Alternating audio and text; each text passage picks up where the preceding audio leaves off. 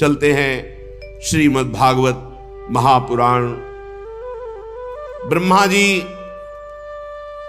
जब भगवान के नाभि कमल से प्रकट हुए, चारों तरफ देखने की चेष्टा की तो चार मुख हो गए। ब्रह्मा जी ने भगवान की स्तुति की, जो कल आप श्रवण किए, उसमें थोड़ी जो शेष है उसे श्रवण कीजिए। ब्रह्मा जी ने कहा, प्रभु जो कर्म आपको अर्पण कर दिया जाता है वो अक्षय हो जाता है, उसका कभी नाश नहीं होता और बहुत गुना बढ़कर के वो लाभ मिलता है। नाना प्रकार के जो भागवतिक कर्म हैं, जैसे यज्ञ है, दान है, तपस्या है, व्रत है, अगर ये भगवान को अर्पित नहीं किए गए तो थोड़े से अपराध में सब के सब नष्ट हो सकते हैं। इसलिए करें जो कर्म जैसे भागवतिक हैं, यज्ञ है, दान है, कठिन तपस्या है, व्रत है, तीर्थयाटन है, स्वाध्याय आदि आदि, यदि ये भगवान को समर्पित नहीं किए और ये सुरक्षित रहे तो ये तुम्हें स्वर्ग आदि लोक देंगे, बस भगवत प्राप्ति नहीं कराएंगे। और अगर अपराध बन गया तो ये नष्ट भी हो जाएंगे। इसलिए भगवत प्रसन्नता प्राप्त करना सब साधना का फल है। हमारे प्रभु प्रसन्न हो जाएं। प्रभु आप सर्वदा जीवों के हृदय में बैठकर ज्ञान देते रहते हैं। ध्यान दीजिए, आप जब कोई गलत काम करना चाहेंगे तब आपको एक अंदर से आवाज आएगी, ये गलत है, मत करो, फंस जाओगे। जो लोग प्राण त्याग करते समय आपका स्मरण कर लेते हैं, जय जनार्दन, जय देवकी नंदन, जय श्री कृष्ण, ऐसा नाम उच्चारण करने मात्र से वो जन्म मरण के चक्र से छूटकर ब्रह्म पदवी को प्राप्त होते हैं। पर हे अजन्मा, अंतिम समय उन्हीं के नाम आता है जो जीवन भर आपका नाम जप करते हैं, जीवन भर भजन करते हैं। प्रभु ये काल सबकी आयु को काट रहा है, एक एक सेकंड आपका घटता चला जा रहा है, मृत्यु नजदीक आ रही है। यद्यपि मैं सत्य लोक का अधिष्ठाता हूं, हमारी आयु 2 परार्ध है, समस्त लोकों का बंधनी हूं, फिर भी मैं ऐसे ही डरता रहता हूं जैसे मनुष्य डरते हैं। किससे? काल चक्र से। उसी से बचने के लिए मैं हर समय आपकी आराधना करता रहता हूं। अतः प्रभु मेरी बुद्धि में ऐसी सामर्थ्य दीजिए, ब्रह्मा जी कह रहे कि जैसा मैंने पूर्व काल में रचा था जगत वैसा रच सकूं। जब मैत्रेय जी ने विदुर जी से कहा ऐसी प्रार्थना ब्रह्मा जी ने की, तो भगवान ने कहा, हे वेद गर्भ, जो मेरी आराधना करता वो विषाद के योग्य नहीं रह जाता। तुम्हें विषाद नहीं करना चाहिए। तुम मुझसे जो चाहते हो वो सब तुम्हें प्राप्त है, बस तुम्हें तप के द्वारा उसे जागृत करना है। तुम समाहित चित्त जो ही होगे तो आगे से आगे तुम्हारा संकल्प बनता जाएगा और सृष्टि वैसे रचती जाएगी। निमित्त तुम बनो, होगा मेरे इस द्वारा। तुम सबसे बड़े मंत्र दृष्टा हो। तुम निरंतर मेरा भजन करते रहना तो सृष्टि में रजोगुण रूपी पाप तुम्हें बांध नहीं पाएगा। यद्यपि देहधारी जीव को मेरा ज्ञान होना बड़ा कठिन है, पर जो मेरा भजन करते हो मुझे जान लेते हैं। ब्रह्मा जी, त्रिलोकी को जो मेरे में लीन है तुम रचना चाहते हो, रचो, मेरी सामर्थ्य तुम में है, वो जागृत हो जाएगी। इतना कहकर भगवान अदृश्य हो गए। विदुर जी ने कहा, मुनिवर मैत्रेय जी, भगवान श्री हरि के अंतर्ध्यान हो जाने पर संपूर्ण लोकों के पितामह ब्रह्मा जी ने अपने देह और मन से कितने प्रकार की सृष्टि उत्पन्न की। इनके सिवा मैंने आपसे और जो जो बातें पूछी उन सब का क्रमशः वर्णन कीजिए। बहुत आनंद आ रहा है, आपके श्री मुख से भगवान की चर्चा सुनने में। श्री मैत्रेय जी ने कहा, अजन्मा भगवान श्री हरि ने जैसा कहा था, ब्रह्मा जी ने अपने चित्त को भगवान में जोड़कर फिर 100 दिव्य वर्षों तक तपस्या की। 100 दिव्य वर्ष तपस्या से उनका महान तपोबल और ज्ञान बल दोनों बढ़ गया और उन्होंने जल के साथ वायु को पी लिया। जो जल में कमल में ब्रह्मा जी तो तपोबल से बढ़े हुए ज्ञान विज्ञान बल से संपूर्ण जल और वायु को पी लिया और फिर संकल्प किया। जे भी संकल्प किया तो 3 भाग में कमल बट गया, भूरलोक, भुवरलोक, स्वर्गलोक। जीवों के भोग स्थान के रूप में इन्हीं तीनों लोकों का शास्त्र में वर्णन, यही त्रिलोकी। फिर महान महरलोक, तपलोक, जनलोक, इन 3 लोकों की रचना हुई। उसके ऊपर ब्रह्मलोक, जहां ब्रह्मा जी विराजमान। विदुर जी, ये सब अद्भुत बात भगवान की शक्ति से संपन्न हुई। खेल खेल में अब ब्रह्मा जी सृष्टि रचने लगे, कोई उनको बल नहीं पड़ रहा, भगवान की कृपा से। जैसा भगवान में स्थित था जगत, वैसा ही वो प्रकट करने लगे। प्राकृत वैकृत भेद से 10 प्रकार की सृष्टि प्रकट की ब्रह्मा जी ने। काल, द्रव्य और गुणों का ब्रह्मा जी के द्वारा जो संकल्प बना, तो काल, द्रव्य और गुणों का प्रभाव प्रकट हुआ, उससे महातत्व प्रकट हुआ। दूसरी सृष्टि अहंकार की, जिससे पंचभूत, ज्ञानेंद्रियां, कर्मेंद्रियां। तीसरी सृष्टि भूत सर्ग, पंचभूतों से बने हुए शब्द, स्पर्श, रूप, रस, गंध, तन्मात्रा। जितना शब्द है, स्पर्श है, रूप है, रस है, गंध है, ये तीसरी सृष्टि।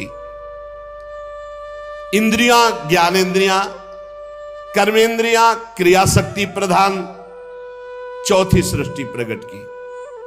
5वीं सृष्टि सात्विक अहंकार से उत्पन्न हुए इंद्रियों के अधिष्ठात्र देवताओं की और इसी के साथ मन की भी सृष्टि की।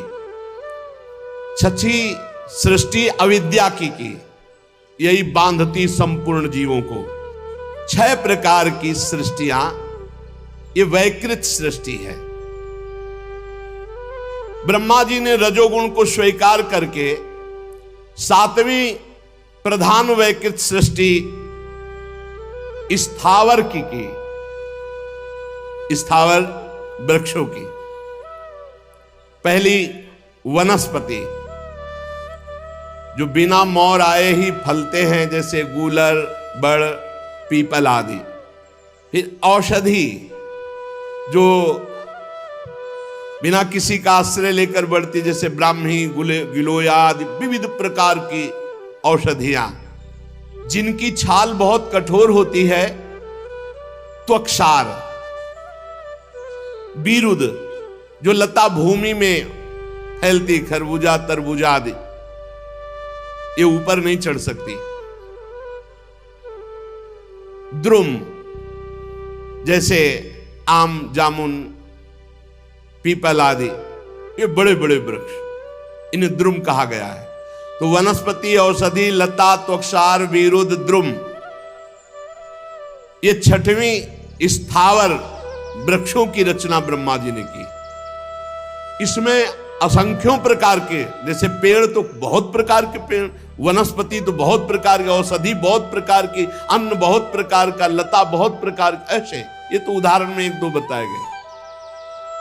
इन वृक्षों में ज्ञान शक्ति नहीं होती, पर स्पर्श शक्ति होती है। जैसे आप कुल्हाड़ मारोगे तो जैसे हमें कुल्हाड़ में लगेगा, ऐसे वृक्षों को लगेगा। 8वीं सृष्टि पशु पक्षियों की त्रियग योनियों की। ये 28 प्रकार के, एक प्रकार में लाखों लाखों प्रकार के हैं। पशु पक्षियों की 28 मूल हैं और एक प्रकार में लाखों, मतलब पक्षी तो लाखों प्रकार के पक्षी हैं। अरे पूरी सृष्टि में कौन जाने। इन्हें काल का ज्ञान नहीं होता। इनके अंदर तमोगुण की अधिकता होने का केवल खाना पीना और मैथुन करना और सोना, बस इतना ही आता है। इनकी घ्राण शक्ति बहुत जोर की होती है।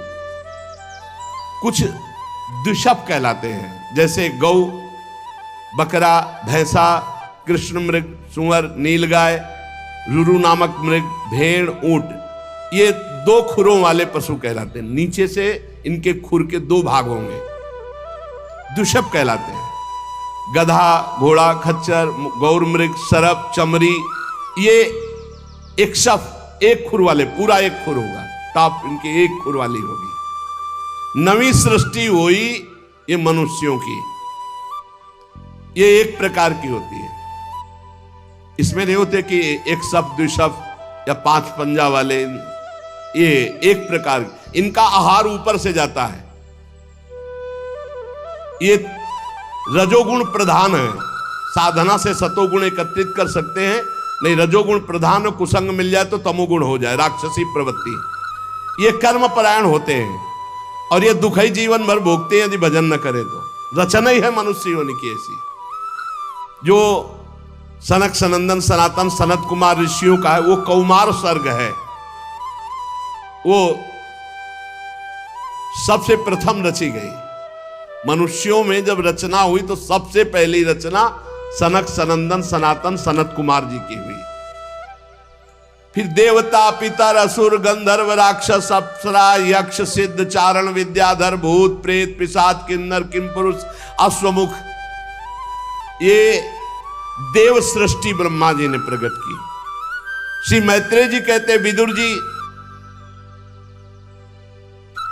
पृथ्वी का आदि कार्य वर्ग, सबसे पहला अंश जो है उसे अणु कहते हैं। अणु सबसे पहला पृथ्वी का परमाणु जब परस्पर मिलते हैं तब एक अवयवी की प्रतीत होती है। बड़ा सूक्ष्मतम अंश है। जब 2 परमाणु मिलते हैं तब एक अणु होता है, इतना छोटा है। पृथ्वी का सबसे पहला अंश परमाणु, और जब 3 अणु मिलते हैं तो उसे त्रिसरेणु कहते हैं। त्रिसरेणु देखा जाता है, जैसे खिड़की से सूर्य की किरणें आ रही हो तो उसमें जो छोटे छोटे कण उड़ते दिखाई देते हैं, उन्हें त्रिसरेणु कहते हैं। झरोखे में से होकर आई हुई सूर्य की किरणों के प्रकाश में आकाश की तरफ जो उड़ते हुए रेणु दिखाई देते हैं, वो 3 अणु मिलकर के तब वो त्रिसरेणु हुए, तब वो देखने में आते हैं। परमाणु को तो देखा ही नहीं जा सकता। ऐसे 3 त्रिसरेणुओं को पार करने में जो सूर्य को समय लगता है उसे त्रुटि कहते हैं। और 100 गुना त्रुटि का वेद होने पर फिर उसे वेद कहा जाता है। और 3 वेद का जब तो एक लव होता है, और एक लव का पलक झपकने में निमेष, इतना, इसे निमेष समय कहते हैं। और 3 निमेष का एक क्षण होता है, और 5 क्षण की एक काष्ठा होती है, और 15 काष्ठा की एक लघु होती है, और 15 लघु की एक नाड़िका दंड कही जाती है, और 2 नाड़िकाओं का एक मुहूर्त होता है। और दिन के घटने बढ़ने के अनुसार दिन एवं रात्रि की दोनों संधियों के 2 मुहूर्तों को छोड़कर 6 या 7 नाड़िका का एक प्रहर होता है, उसे याम कहलाया जाता है, जो मनुष्य का दिन या रात का चौथा भाग कहा जाता है। और 15 दिन रात का एक पक्ष होता है जिसे शुक्ल पक्ष और कृष्ण पक्ष कहते हैं, और 2 पक्षों को मिलाकर एक महीना कहते हैं, जो पितरों का एक दिन रात है।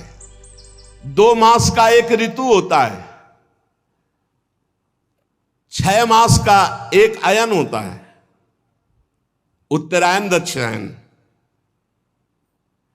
ये दोनों अयन मिलकर देवताओं के एक दिन रात होते हैं।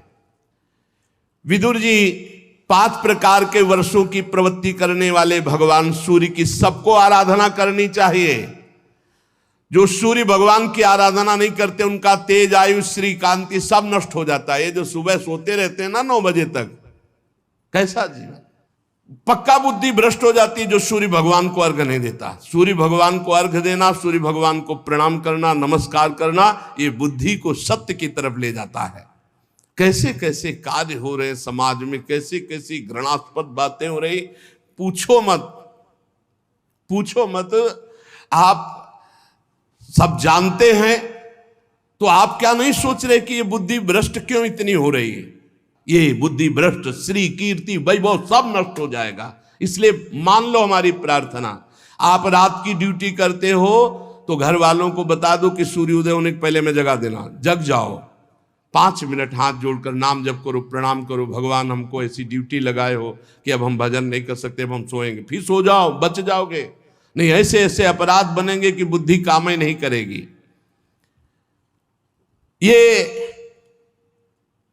बहुत होश में, बुद्धि शुद्ध, भोजन सात्विक, आचरण पवित्र, आपको आनंद की आप ईश्वर अंश जीव अविनाशी, चेतन अमल, सहज सुख राशि। सहज सुख राशि कहां पहुंच गया, दुख राशि में घूम रहा है। अरे अब तो दिनचर्या नहीं है, क्या इसमें आयु बढ़ेगी? विदुर जी कहते सतयुग, त्रेता, द्वापर और कलयुग, ये सुना है तो प्रभु इनका समय क्या है, इनका संध्यांश क्या है? तो मैत्रेय जी ने कहा ये 4 युग अपनी संध्या और संध्यांशों के सहित देवताओं के 12,000 वर्ष तक रहते हैं, ऐसा बताया गया है। सतयुग में दिव्य वर्ष की बात है, 4,000 दिव्य वर्ष और 800 संध्यांश दिव्य, तो 4800 वर्ष दिव्य। मानवीय गणना में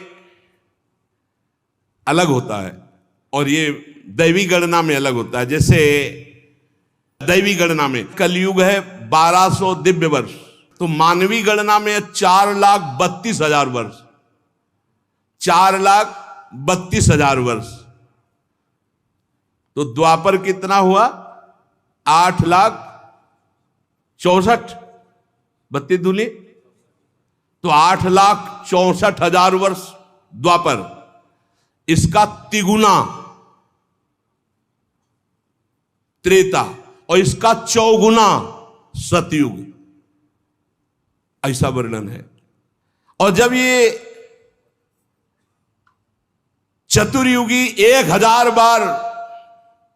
1,000 बार चतुर्युगी बीत, तो ब्रह्मा जी की रात्रि आ जाती है।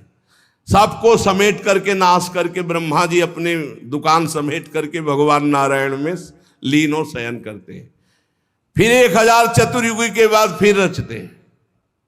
ऐसे चलता है दिन रात, रात में सो गए, दिन में रच दिया। फिर जो पूरी ब्रह्मा जी की आयु होगी उसे महाप्रलय कहते हैं। कुछ नहीं, सब समाप्त। विदुर जी इस समय जो कल्प चल रहा है उसे दूसरा परार्ध कहते हैं। ये वाराह कल्प है। पाद्म कल्प पहला परार्ध और दूसरा है वाराह कल्प। इसमें भगवान ने वाराह रूप धारण किया था। अब ब्रह्मा जी ने अज्ञान की 5 प्रवृत्तियां पैदा की। तम अर्थात अविद्या, मोह अर्थात अस्मिता, महामोह अर्थात राग, तामिस्त्र अर्थात द्वेष, अंधतामिस्त्र अभिनिवेश। ये पापमयी दृष्टि है। ब्रह्मा जी ने देखा है तो पाप कराने वाली मैंने सृष्टि रची। पवित्र हुए, पवित्र होकर आचमन किया और भगवान का ध्यान किया। दोबारा संकल्प किया तो सनक, सनंदन, सनातन, सनत कुमार, ये 4 निवृत्ति प्राण ऊर्ध रेता मुनि प्रकट हुए। इनसे कहा सृष्टि रचो, बोले हमारे बस की बात नहीं, हम तो हरि शरणम हरि शरणम हरि शरण। निकल पड़े दिगंबर ही महापुरुष। ब्रह्मा जी ने देखा कि तो मेरी आज्ञा नहीं मान रहे, बड़ी गुस्सा आई। जब ब्रह्मा जी को गुस्सा आई, बहुत रोकने का प्रयास किया लेकिन बहुत गुस्सा आ गई। तो ब्रह्मा जी के बीच भाव से यहां से श्याम वर्ण का एक तेजोमय देव प्रकट हुआ और वो थोड़ा रुदन करने लगा। तो उनका रो मत, बोले मेरा नाम बताओ, बोले रोए इसलिए रुद्र। बोले रहने का स्थान बताओ, बोले कैलाश। यहां श्रीमद् भागवत महापुराण के विधान में भगवान ब्रह्मा जी के भ्रकुटी मध्य